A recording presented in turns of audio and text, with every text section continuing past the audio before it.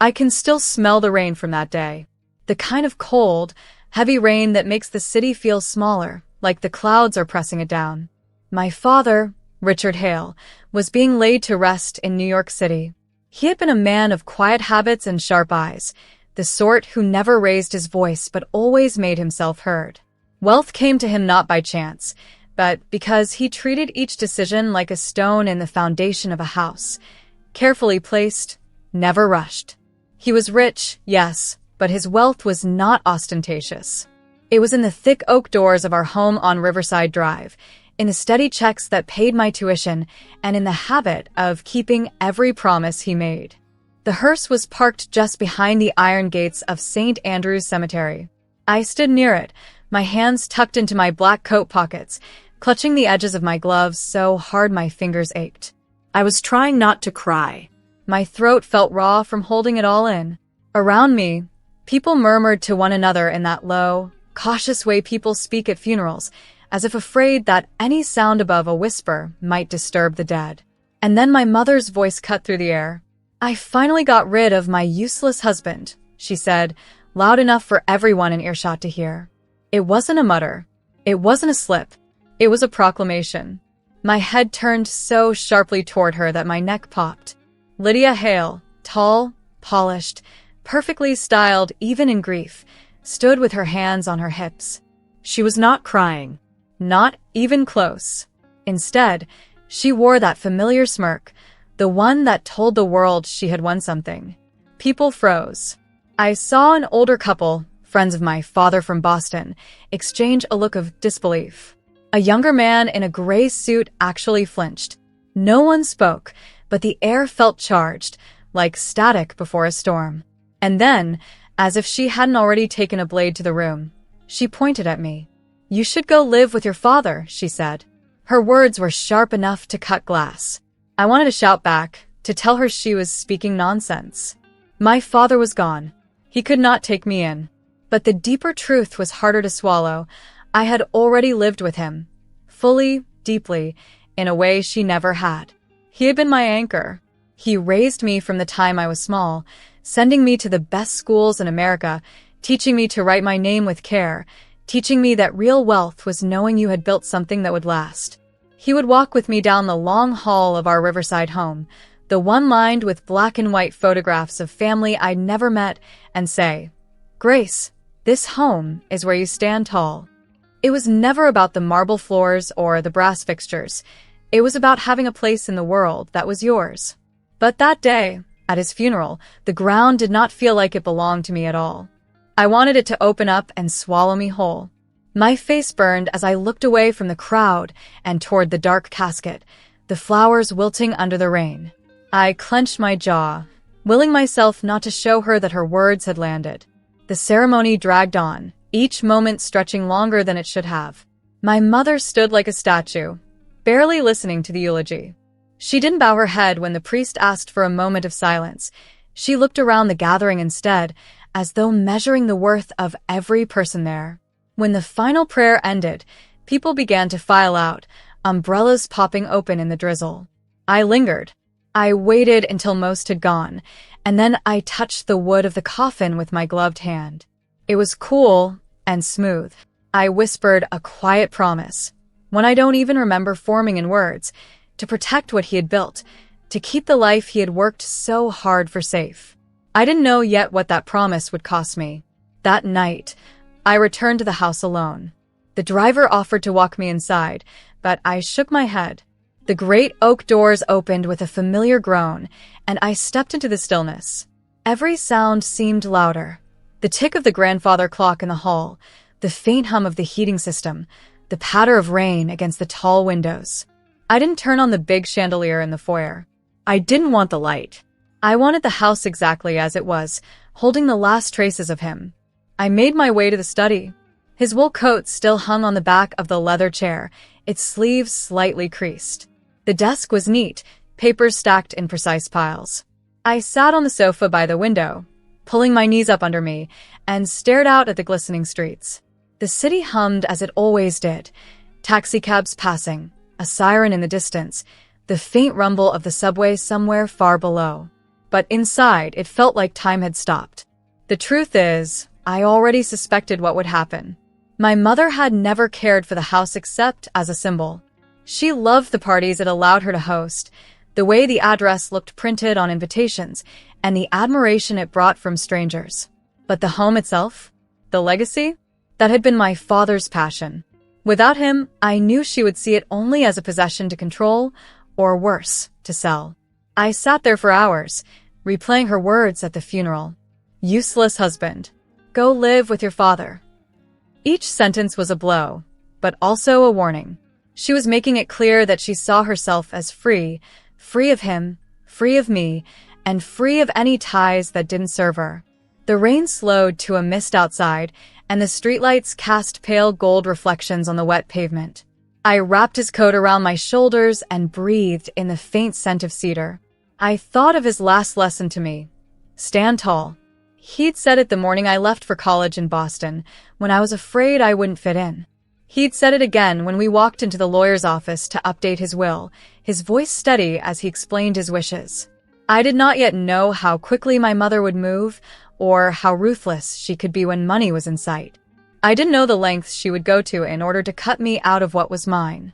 But I knew I would not give up this house, this life, this proof that my father had lived with purpose. And if that meant standing alone against her, then I would. That night, as I drifted into a restless sleep on the study sofa, I imagined the house not just as walls and windows, but as a fortress.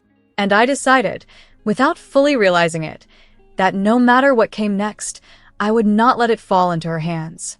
It still amazes me how quickly my mother moved. My father's funeral had been on a Thursday. By Friday morning, I opened my phone to see her smiling in a white suit, her hand hooked possessively around the arm of a man I didn't recognize. His name was Thomas Blake, and he looked like the kind of man who measured his worth by the shine on his cufflinks. In the photo, his smile was thin and precise, the kind that didn't reach his eyes. The caption under the picture was short, almost smug. A new beginning. The wedding was that very evening at the Fairmont Hotel in Midtown. She hadn't invited me, not even out of courtesy. It wasn't a quiet elopement or a modest gathering. It was a full-scale event, the kind of expensive spectacle that my father had always refused to waste money on. I could almost hear him scoff at the idea of dropping tens of thousands on flowers that would wilt by morning. I sat in the study for hours, staring at the picture. The white suit she wore was sleek. Paired with pearl earrings I knew she had once sworn she would save for something truly important. I wondered if this was what she had meant. Thomas's arm was stiff in hers, his gaze aimed at the camera, and yet there was something about his posture, a slight lean toward her, that told me he thought he was gaining something valuable that night. By the time the clock struck 6, I had decided I was going. No invitation, no approval, I didn't care. My father's voice seemed to hum in my ear. Stand tall. I would. The Fairmont's ballroom glowed like it had been dipped in gold. Chandeliers spilled light onto round tables dressed in crisp white linen. The air smelled faintly of champagne and lilies. A string quartet played something soft and forgettable in the corner. Guests in glittering dresses and tailored suits drifted across the polished floor, glasses in hand. I had barely stepped through the door when my mother's laugh cut across the room. It was sharp, almost metallic. "Look who came," she called out, her voice pitched just high enough to draw the attention of everyone nearby. "The girl who thinks a house makes her a queen." Heads turned. My cheeks burned, but I kept my back straight. I saw Thomas glance at me briefly, sizing me up like a stranger at an auction. I was about to walk toward them when my mother's expression shifted. She had been smiling a moment ago, but now her face had drained of color. Her gaze wasn't on me anymore, it was fixed just over my shoulder, and I turned. Four figures in tailored dark suits stood in a line behind me. I knew them instantly, my father's lawyers. Mark Reyes, tall and deliberate, with the steady presence of a man who never raised his voice unless it mattered. Beside him was Anna Porter, sharp-eyed and impeccably dressed, her expression unreadable. Two more stood slightly back, carrying slim leather cases.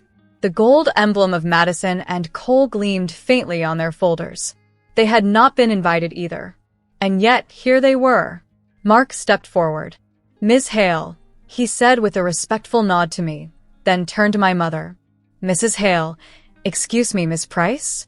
The name landed like a stone in a pond, sending ripples through the air. It was her first husband's name, the one she had left behind years ago. She stiffened. What do you think you're doing? We have filings, Mark said evenly. Without waiting for permission, he strode toward the nearest table, a round one in the center of the room, draped in white cloth and surrounded by startled guests. He laid out a stack of papers, each crisp and deliberate, as though the act itself was part of a performance. Anna joined him, sliding the documents into a neat spread. My mother didn't move. Neither did Thomas.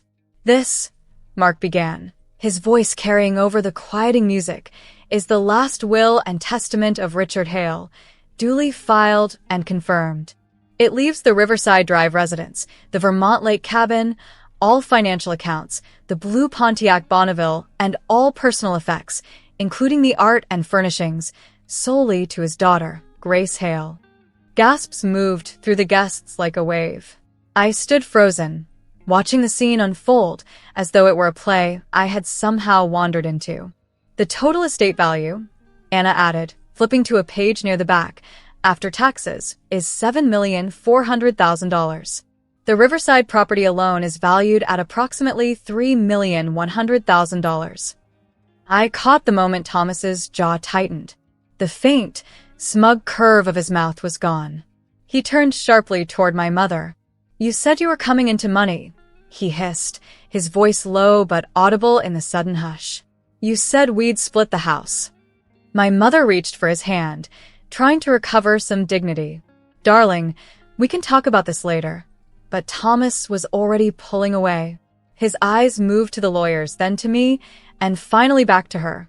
Whatever he had come here for, it wasn't this. Without another word, he stepped back, straightened his tie, and walked away. The music from the quartet faltered, and then stopped altogether as the ballroom doors swung shut behind him. The silence that followed was thick, pressing in from all sides. My mother stood there, her fingers curling and uncurling at her side, her face pale but her eyes burning with something that looked dangerously close to hate. Mark gathered the papers back into a tidy stack. We'll be in touch with your counsel, Miss Price, he said, his tone cool but final. I didn't speak. I didn't need to. The weight of the will, the ink on those pages, had already said everything. I left the ballroom a few minutes later, the sound of murmuring guests chasing me into the hallway. I could feel eyes on my back, some curious, some pitying, some sharp with envy. The air outside the hotel was cold and damp, smelling faintly of rain and city smoke.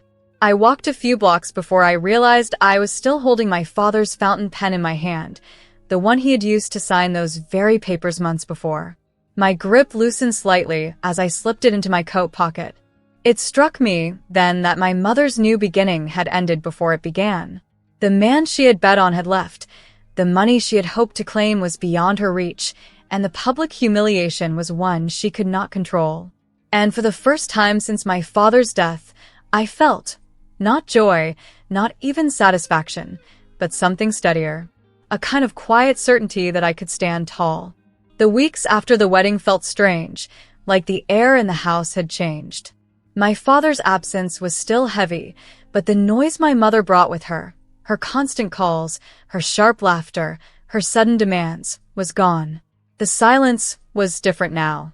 It didn't hurt as much. It wrapped around me, steady and protective, like the walls themselves were on my side. The court proceedings moved in my favor quickly. My father's will had been clear, and his lawyers were relentless in protecting it. The day the ruling came in, I walked down Riverside Drive with the official envelope tucked under my arm. It wasn't just a piece of paper. It was proof that the house was mine. My name was now the only one on the deed. The first thing I did was call the locksmith. We changed the codes to the gate and replaced every lock from the front door to the basement wine cellar. The keys jingled in my hand, cool and solid. I stood on the front steps that evening, watching the sun sink behind the skyline, and felt something settle deep in my chest. This was my father's gift, and now it was my duty. Inside, the air smelled of lemon oil and warm dust.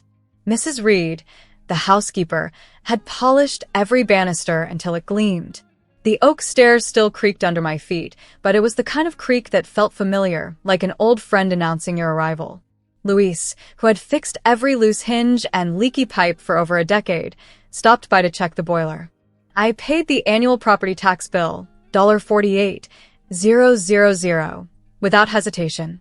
Then I called Mrs. Reed and Luis into the study. "I want you both to know how much my father trusted you," I said. "And how much I do, too." I handed them each an envelope. Inside was a $25,000 bonus, more than either of them had ever received at one time.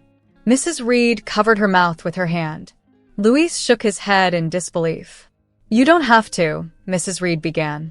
"Yes, I do," I said. "Because you've been part of this house longer than I have. And you kept it standing." After they left, I sat alone at the desk, looking at the balance in my account. I had millions in assets now, but I kept just $300 in my pocket. I wanted to remember what it meant to spend carefully, the way my father always had. It was on a gray, damp morning that my mother came to the door. I heard the bell first.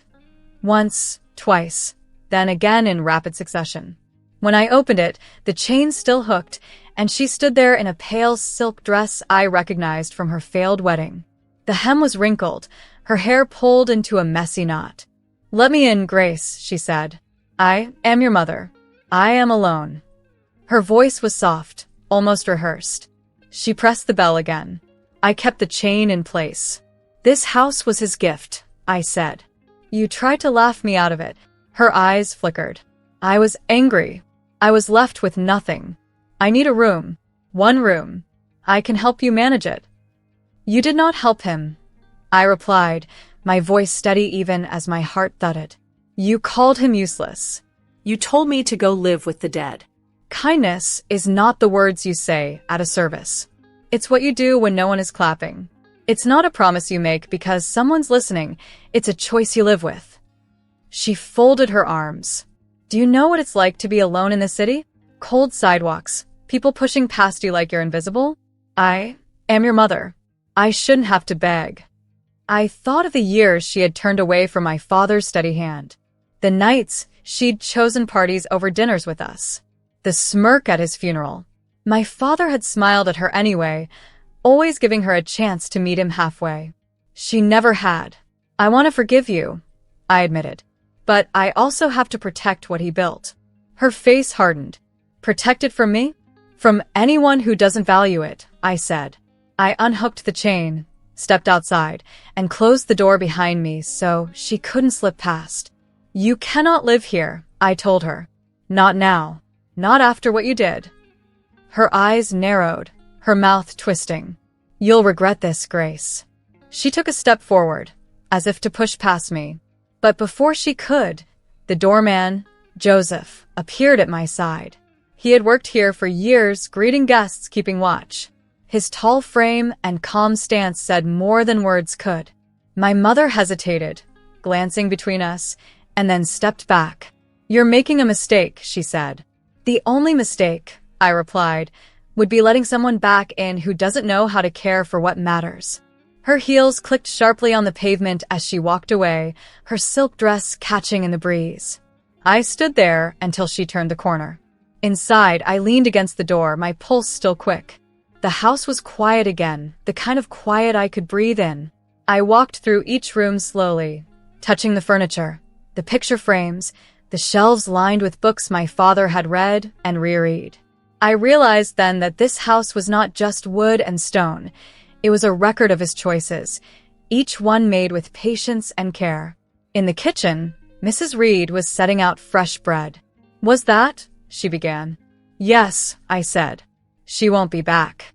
Mrs. Reed nodded, her eyes soft with understanding. She didn't press for details. I went to the study, sat in my father's leather chair, and opened the ledger where he had kept every household expense for 20 years. The handwriting was neat, deliberate. As I ran my fingers over the pages, I thought about what it meant to own something, not just to have the deed, but to be responsible for its future. That night, as I turned off the lights and locked the doors, I felt the house settle into a new kind of stillness. It was no longer waiting for someone to claim it. It had been claimed, and it would stand tall as long as I did. In the weeks that followed my mother's departure, the house began to feel lighter. Not because the rooms had changed, everything was as it had been, but because the weight of her constant intrusion was gone. For the first time since my father's death, I could make choices without wondering how she might twist them to her advantage. I had inherited not just property and money, but the rare freedom to decide for myself what to do with them. I started small. One rainy afternoon, I walked through the upstairs hallway where the portraits hung, serious faces from generations past, each framed in dark walnut.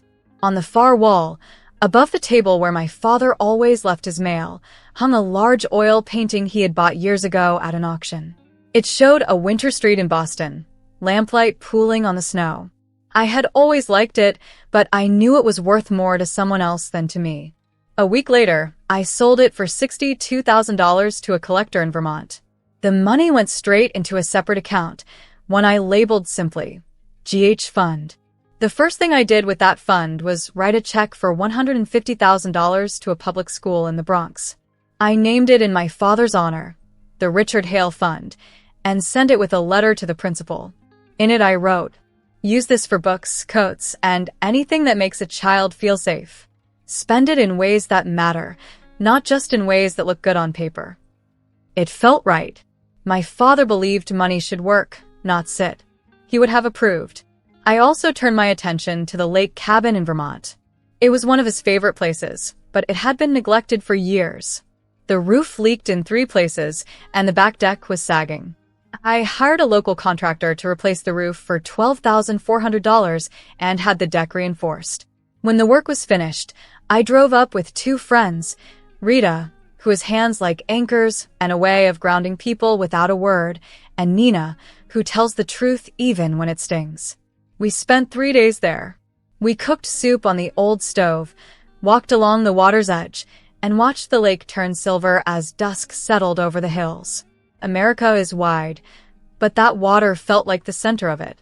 The stillness there reminded me that wealth isn't only measured in numbers. It's also measured in moments when you feel exactly where you're supposed to be. One afternoon back in New York, I found a plain envelope in the mailbox. No return address, just my name written in an unfamiliar hand. Inside was a short note from Thomas Blake. "Your mother is not with me. She told me lies about the estate. I wish you well." The words were spare, almost cold, as though he wanted to make it clear there was nothing left between them, and certainly nothing binding him to me. I read it once, folded it carefully, and slid it into the bottom drawer of my desk. I did not need his wishes. A month later, my phone rang late in the evening. It was my mother. Her voice was different, less sharp, more tentative. "I have work in Chicago," she said. "I rented a small room. I am trying." I listened without interrupting. She spoke of the job, something administrative, with long hours and little pay, and of the loneliness that crept in when she came home at night. I didn't invite her back, but I didn't hang up either. "I hope you learn what kindness is," I told her when she paused. "Not the kind you talk about when people are watching. The kind you do when it costs you." She didn't answer right away. Then she said, "I'll try," and the line went quiet. Spring came slowly to Riverside Drive. One morning, I stepped out onto the front steps and looked down the street. Tulips had pushed up through the soil on the median, bright coins of red and yellow catching the sunlight. The trees were still bare, but you could feel their readiness to bloom. In that moment, I could almost hear my father's voice, calm, steady, unshakable, saying the same thing he'd told me all my life: stand tall. So I did. I paid the gardeners on time and made sure the hedges were trimmed neatly.